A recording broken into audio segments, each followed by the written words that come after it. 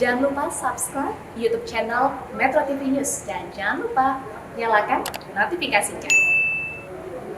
Ya pemirsa, Idul Fitri tahun ini masih harus kita lalui di tengah pandemi COVID-19. Lalu bagaimana pelaksanaan sholat Id pada momen Idul Fitri tahun ini? Kami akan ajak Anda membahasnya langsung dengan Ketua Majelis Ulama Indonesia bidang Infokom, Mas Duki Baitlawi. Selamat pagi, Assalamualaikum warahmatullahi wabarakatuh. Pak Mas Duki, apa kabar? Baik Mbak Sarah, waalaikumsalam warahmatullahi wabarakatuh. Ya Pak Mas Duki, tadi kita bisa lihat bagaimana pernyataan dari Gubernur DKI Jakarta atas anjurannya, terutama untuk warga Jabodetabek ini melaksanakan sholat Idul Fitri di rumah masing-masing. Dan sudah ada juga surat edaran keputusan bahwa memang untuk daerah-daerah yang memang masih kawasan oranye dan merah akan penyebaran COVID-19, ini dianjurkan untuk tidak sholat Idul Fitri di masjid ataupun tempat terbuka, tetapi dilaksanakan secara mandiri. Ini sebenarnya bagaimana Pak Mas Duki sebaiknya kami umat Islam ini bisa menyikapinya? Ya, jadi begini, itu saya kira secara substansial sangat penting apa yang dikemukakan oleh pemerintah ya DKI Jakarta, bahwa secara implisit itu sebenarnya itu adalah makna dasar keagamaan bahwa kewajiban bagi umat Islam itu ada dua, yaitu ada kewajiban yang sifatnya individu yang disebut dengan fardhu ain, seperti kita sholat, seperti kita puasa dan seterusnya. Tapi juga ada kewajiban fardu kifayah, namanya kewajiban kolektif. Nah, kewajiban kolektif ini adalah dalam konteks yang sekarang itu adalah menjaga, ya, menjaga agar kita tidak tertular dari virus dalam konteks pandemi saat ini. Karena apa? Menjaga jiwa itu juga tujuan beragama. Jadi dalam konteks itulah maka kita juga mesti mampu meletakkan mana yang sunnah, mana yang wajib. Dan kita tahu bahwa yang namanya sholat Idul Fitri, setelah kita melaksanakan puasa Ramadan selama sebulan, kita disunnahkan, sunat muakkadah namanya. Sunat muakkadah itu artinya sunat yang sangat dianjurkan. Nah, yang sangat dianjurkan. Tetapi itu sunnah, bukan wajib. Sementara yang wajib itu adalah menjaga protokol kesehatan. Itu wajib secara agama. Ya. Nah, baik, itu namanya yang disebut dengan wajib kolektif.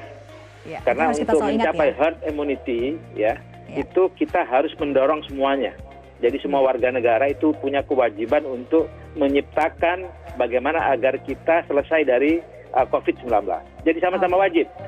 Nah, jadi jangan dipilah-pilah seakan-akan sunnah muakkad itu lebih penting ketimbang menjaga protokol kesehatan. Itu jangan dibalik-balik. Nah, itu makna dari masih tergolong sunnah ya Pak Mas Duki. Tetapi ini tidak juga bisa kita lupakan bahwa kita masih bisa melaksanakan sholat ibadah sunnah ini di rumah masing-masing. Nah, untuk tata caranya sendiri Pak Mas Duki, ini bagaimana? Ya, jadi tetap saja kalau di rumah itu pasti akan lebih aman. Dan saya kira seorang kepala keluarga cukup 4 orang bisa menjadi imam. Bisa menjadi imam sholat. Dan jangan dianggap sulit, semuanya bisa digampangkan saja. Pertama, kalau misalnya tidak mampu berkhutbah, cukup sholat saja 2 rakaat. Panduannya sangat gampang, perbanyak membaca tasbih. Perbanyak membaca tasbih, perbanyak membaca tahmid, dan perbanyak membaca takbir. Itu memang karena untuk syiar ya, untuk syiar agama disarankan untuk membaca banyak takbir, membaca banyak tasbih, dan membaca banyak tasbih. Apabila bisa melaksanakan di dalam keluarga misalnya khutbah, maka seperti biasa melaksanakan khutbah setelah sholat 2 rakaat. Dan sholat 2 rakaat itu seperti biasa ya diawali dengan ya takbiratul ihram. Setelah takbiratul ihram, kemudian ya biasalah membaca doa pembuka iftitah. Kabira walhamdulillahi katsira, seperti itu kan. Nah, baru setelah itu ya baru membaca setelah takbiratul ihram, lalu ya takbir. Nah, takbir itu setelah 7 kali seperti biasa ya. Nah, seperti itu. Baik. Baru kemudian gimana? Ya, baik Pak Mas Duki. Itu untuk keluarga jika ingin melakukan berjamaah, tadi Pak Mas Duki katakan 4 orang. Tetapi untuk jumlah keluarga mungkin berbeda-beda. Bagaimana dengan keluarga yang lebih kecil lagi Pak Mas Duki, yang mungkin hanya terdiri dari 2 atau 3 orang saja? Nggak apa-apa, laksanakan saja, nggak ada masalah. Karena itu perkara sunnah. bisa dilaksanakan sendiri, bisa dilaksanakan berjamaah. Tuntunannya sangat mudah. Di media sosial tinggal dilihat gampang gitu. Bacaannya juga pakai bahasa Arab ada di situ, pakai bahasa Indonesia juga ada di situ.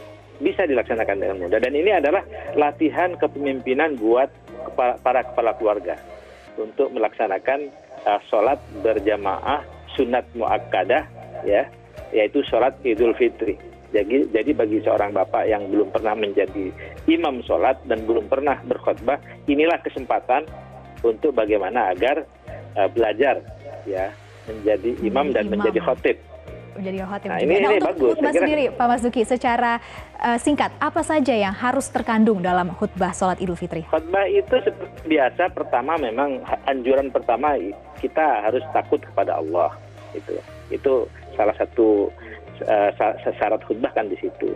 Lalu yang kedua ya semuanya ya berisi wejangan-wejangan yang baik, ya mau ilmu hasanah lah seperti itu.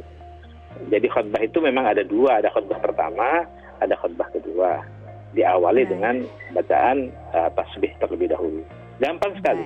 Saya kira bisa dicoba oleh semua orang untuk tidak sholat berjamaah di masjid yang terdekat karena memang kondisinya sangat berbahaya.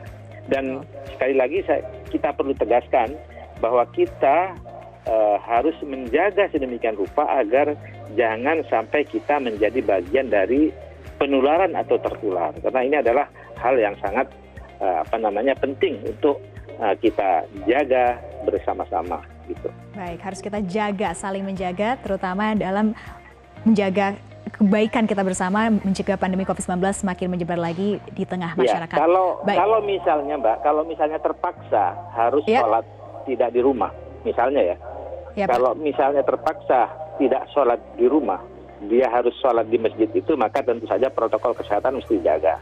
Dan itu pun misalnya di lapangan harus protokol kesehatan dijaga dan semuanya harus diperpendek prosesnya. Baik. Jadi harus kalau diperpendek dan disederhanakan, bacaannya panjang-panjang, semuanya harus diperpendek. Iya. Dan juga mencegah untuk adanya hubungan atau misalnya interaksi secara langsung antar jamaah. Betul. Baik. Jadi bacanya diperpendek begitu, ya. Oke. Gitu. Baik. Terima kasih Pak Masduki atas informasi yang sudah dibagikan bersama kami di Selamat Pagi Indonesia. Wassalamualaikum warahmatullahi wabarakatuh.